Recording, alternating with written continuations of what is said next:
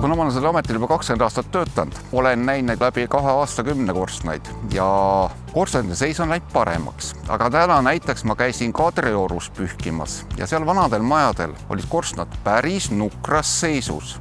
Korstnad lagunevad, just on kortermajad, korstnate eest ei hoolitseta.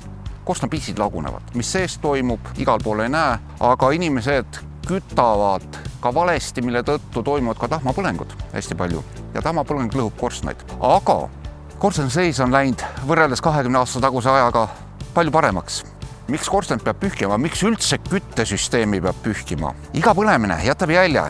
Tähendab, põlemisprotsessi tulemusena eraldub tahm, mis jääb lõõride siseküljele. See, et seadus nõuab seda pühkimist, see on ise asi. Aga tahm on selline huvitav ollus, mis on sooja isolaator. Tahm isoleerib sooja ära, küttekolle muutub ebaefektiivseks, põlemine muutub ebaefektiivseks. Teine asi on see, kui põlemine on ebaefektiivne, koguneb hästi palju tahma ja pigi ja kui pigi korstnas põlema läheb, tõuseb temperatuur, võib tõusta kuni 1200 kraadini.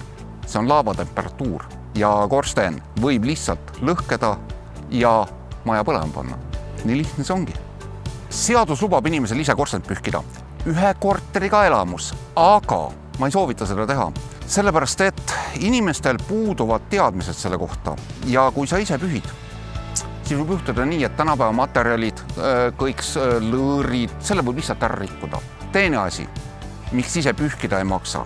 Nagu üks peremees mulle ütles, või perenene õigemini, ütles, kui peremees pühib korstent, ta pühib seda terve päev ja perenene koristab 2 nädalat. Kui meie pühime, korstnapühkija käib ja ta on proff, siis peale meid ei ole vaja koristada.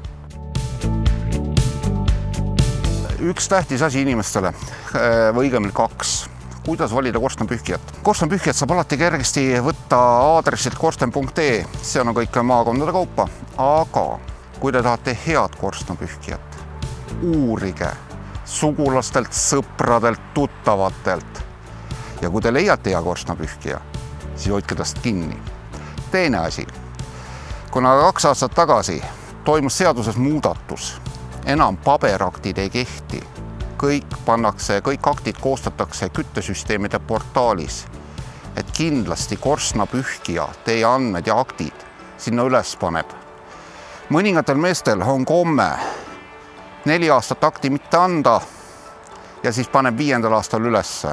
Iga kord, iga korstnapühkija külastus peab olema seal fikseeritud. Sellepärast see on teie kindlustuse kaitse. See on kõige tähtsam. Võt nii.